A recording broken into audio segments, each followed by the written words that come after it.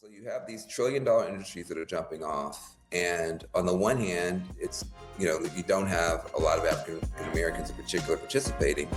That inmate number will remain with him for the remainder of his sentence while in the prison system. And I think we underestimate the power and the humanity behind giving someone a choice. Yo, what it do? Welcome back to another episode of BUA. I'm your host, Heru Adamu. Here we talk business, politics, war, love, and everything in between. So make sure you hit the subscribe and like button. Tonight, we're getting into what happened in Florida with the murder trial surrounding Jacksonville, Florida rapper Julio Foolio.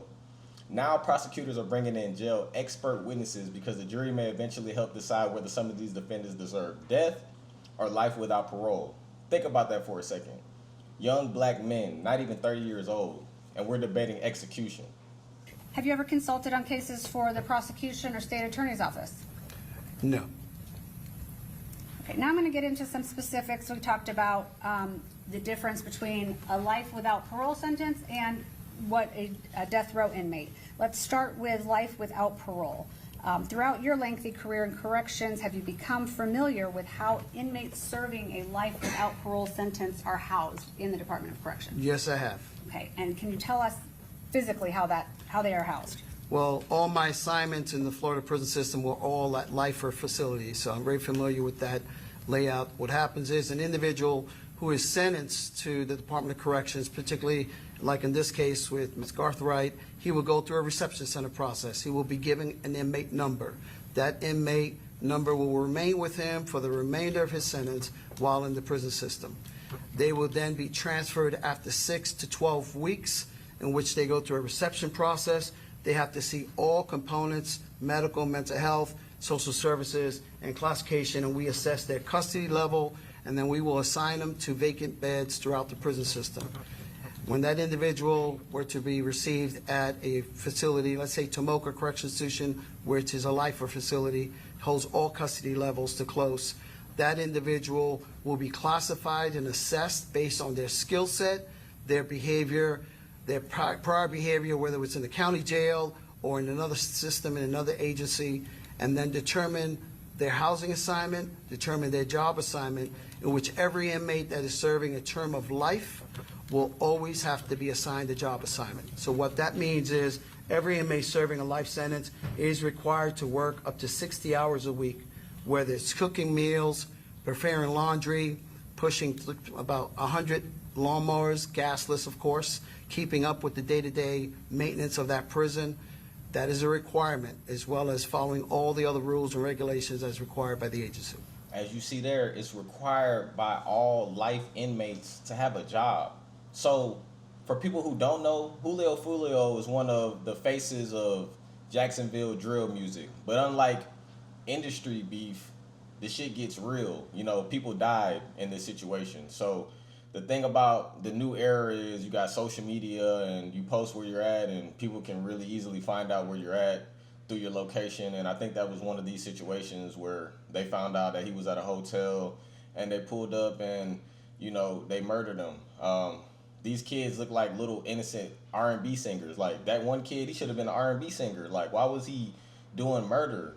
But again, it's the degeneracy that's in the hip hop music that makes these kids feel like they want to catch a body, and now he's facing life, and now they're determining whether he should get life or he should get death. And what they're arguing is that he would be better off working and having a job. So let's think about that for a second. You done threw your life away so you can go work for free just because you were told by hip hop music to catch a body or be involved in the things that's administered through drill rap. America has become a machine that profits from destruction.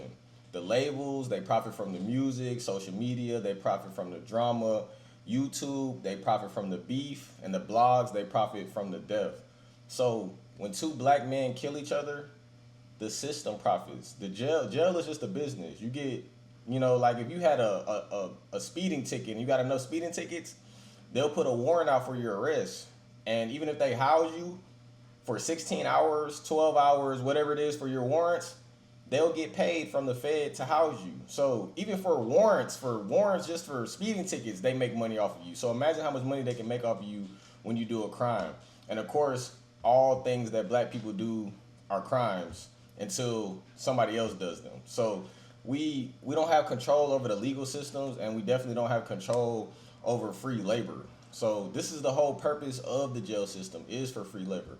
I'm not justifying what these kids did. I don't know what happened exactly, and I think they should have some definite level of penalty for what they did, of course, because it's just some fake rap beef. Nobody was really, I mean, who knows what really happened in real life, but I mean, when somebody dies over rap beef, I just see it as literally the system has won. Like, they literally set it up perfectly and they beat us. Like, they set two black men up to kill each other. One's dead, and then one's serving as a slave, essentially doing free labor for the rest of his life. So the families are mourning.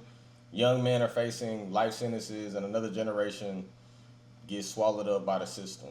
So let's shift gears, because while people are distracted by celebrity drama, the biggest economic revolution in modern history is happening right now. Van Jones and John Hope Bryant had a serious conversation about how blacks are way behind in the tech race. It's called a smartphone. It's a computer.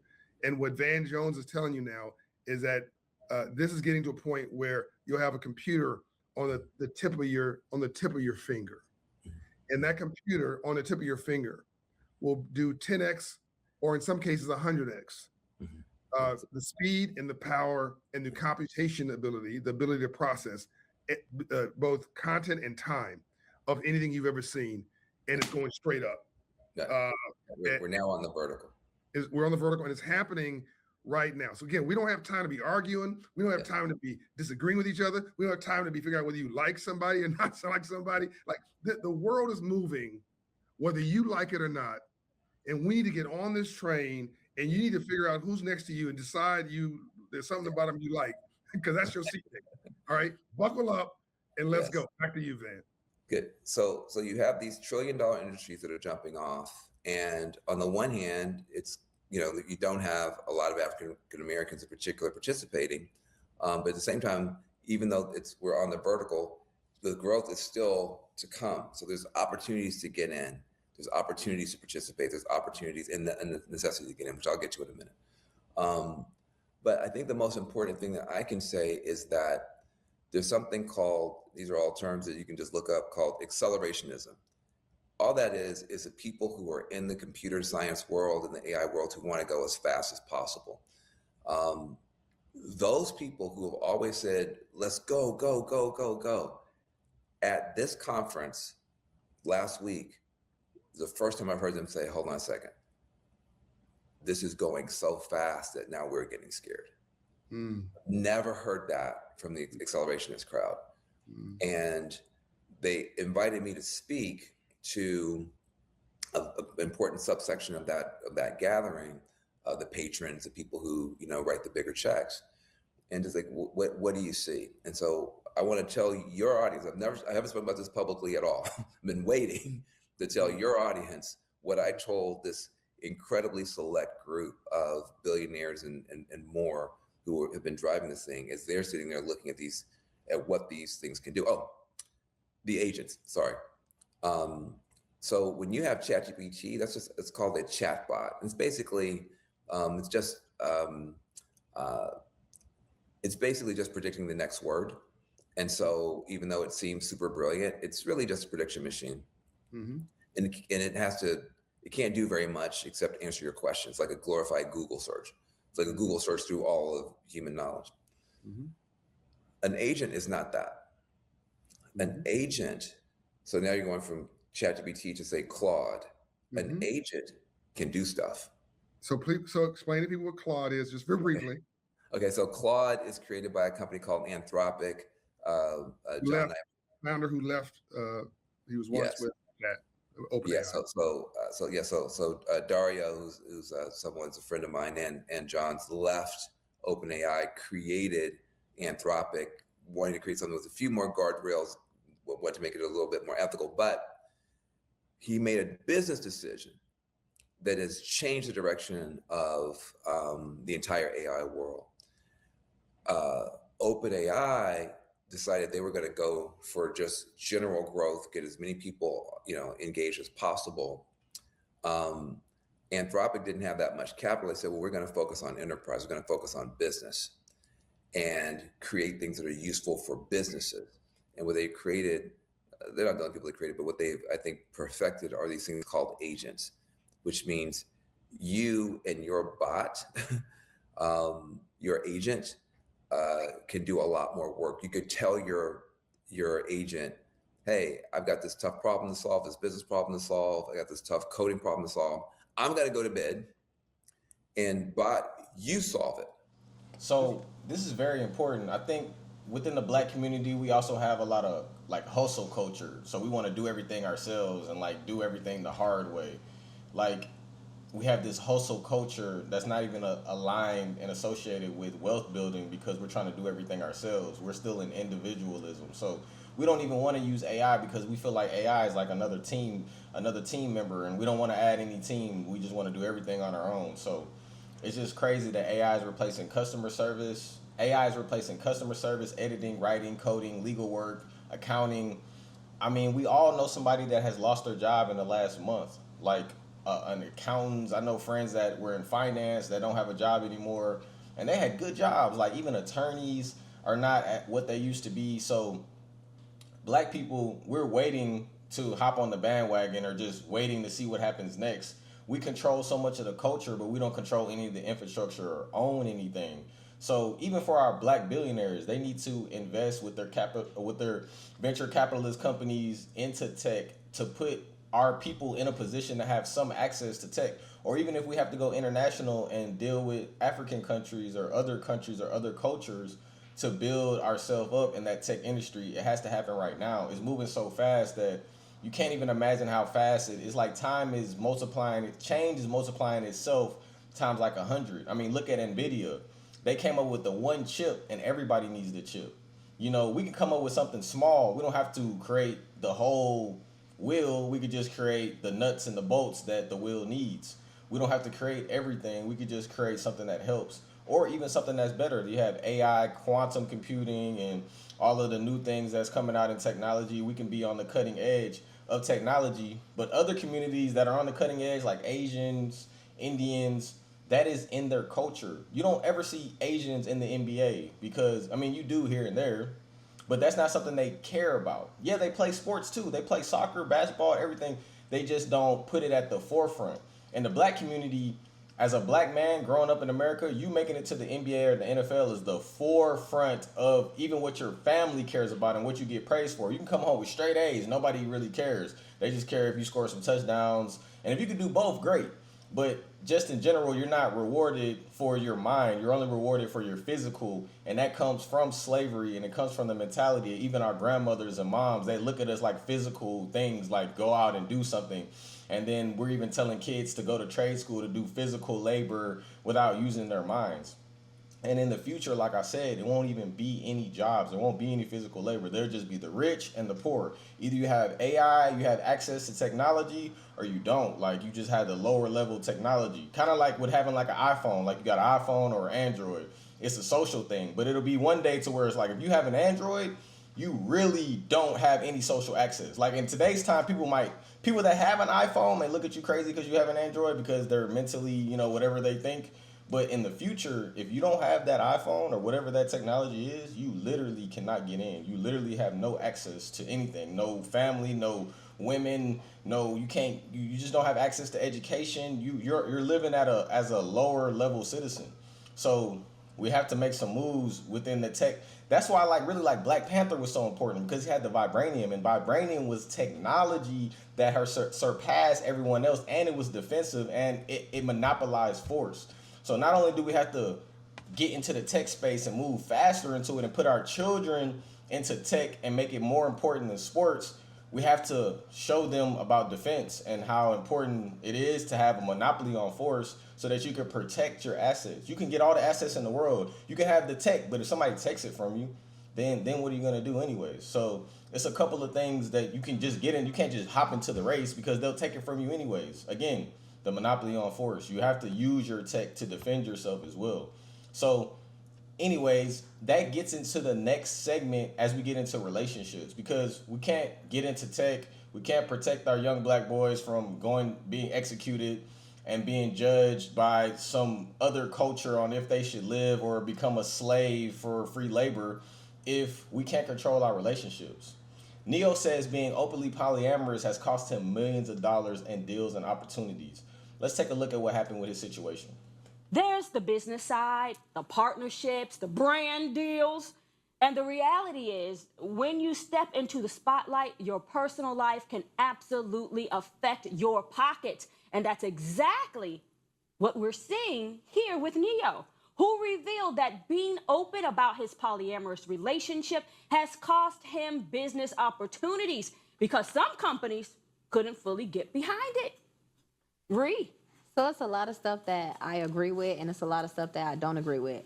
I really don't agree with, him, losing opportunities just because he's open about how many girls that is his girlfriend. Yeah. They're literally open with it. So it's not like he's putting a gun to their head saying, oh no, I'm making them do something that they don't want to do. Right. So they're happy about it. So I don't get why is, a problem when he do it, but they can fully get behind a lot of people who's doing a lot of other things. I don't get that. Yeah, that was my thoughts as well. So many other things are going on, and this is where you draw the line? Correct. Okay. I'm sorry. Yeah, I do feel like, maybe Neyo is getting the short end of the stick here, but we also have to pay attention.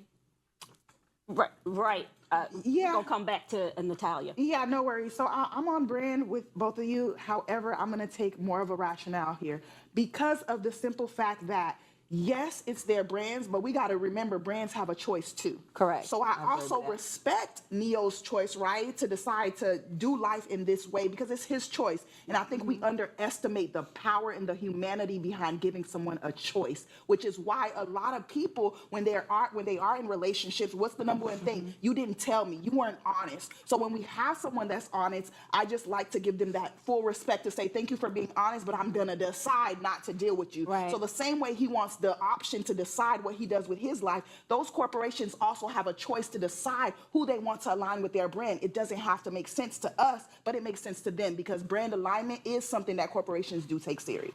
She made a good point. You don't have to identify with these corporations if it doesn't make sense for you, but she said it the other way around. Entertainment, they have music videos, reality TV, Instagram culture, OnlyFans, hookup culture. You know how many things they have, but they want to speak about polyamory with Neyo, and he can't do a deal, and he can't do this. That's why the president has to be monogamous. The president has to be monogamous. Jay-Z and Beyonce have to be monogamous. I mean, Russell Wilson and Sierra, they got to be monogamous because these are what's the girl's name? Katy Perry and the football player. It's monogamy. That's what they're pushing upon you because they know that would help the black community. That's why they took our language from us, our culture during slavery. And a part of our culture is polyamory. So they took away our culture so they can have control. Of course, if we had multiple parents in the household, we would have multiple streams of income. We would have multiple parents to foster the children.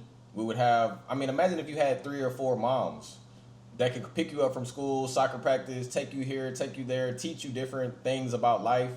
And, imagine if you had that level of security. In America, they hire a nanny, you hire a babysitter, all these other women, a cleaning lady, all of these other women around the house, and the man can't even deal with these women because women in the West think they're supposed to get this one monogamous man, which is totally unnatural from men culture, and men culture comes from Africa. Like all of that other stuff, it may come from Europe, as far as like gayism and war culture, military industrial complex, like the whole idea to just make money off of war. Like right now, gas prices are higher, but oil and gas companies are making more money than they normally would because they finessed everyone into thinking that, oh, we're at war, we had to cut off the Strait of Hormuz, so gas is higher right now. But it only costs them extra $20 per barrel to go around in another route, but they're charging you an extra $1 at the pump, which is essentially equivalent to like $60 per barrel. So they're making more money off of the war, more money off of conflict. So it's the same thing with this situation. They don't want Neyo to be pushed to the forefront of leadership of black people in his relationships because that would cause more black families to be together.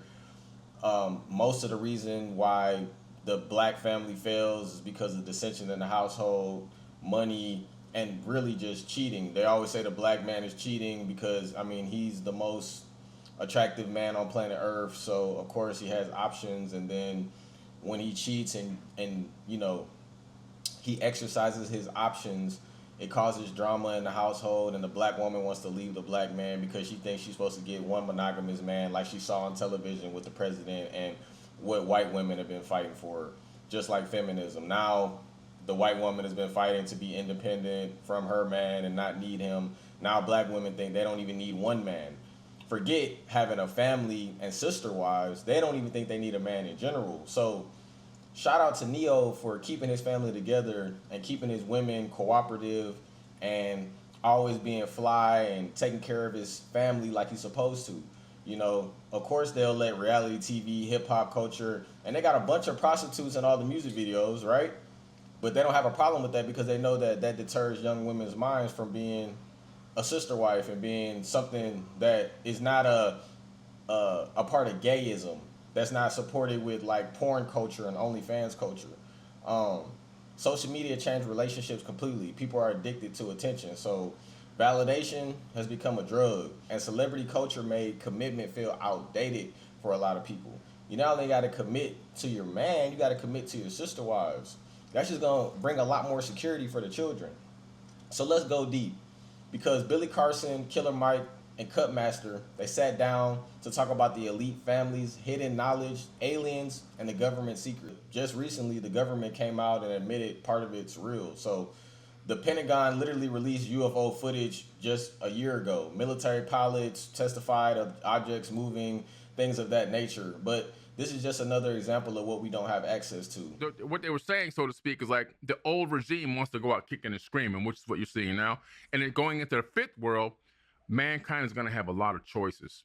And the result of that fifth world is going to be the consequences of our choices. We're talking about the principle of cause and effect, an ancient Kemetic principle from ancient Kemet, where every decision every conscious thought you have and you act on, you're going to have a consequence, whether it's a good consequence or a bad consequence. So we're in a crossroads right now as humanity, heading out of this fourth age into the fifth. Are we going to let them keep the boot on their neck? Are we going to let them continue to eat and unalive our kids and sexually assault our kids?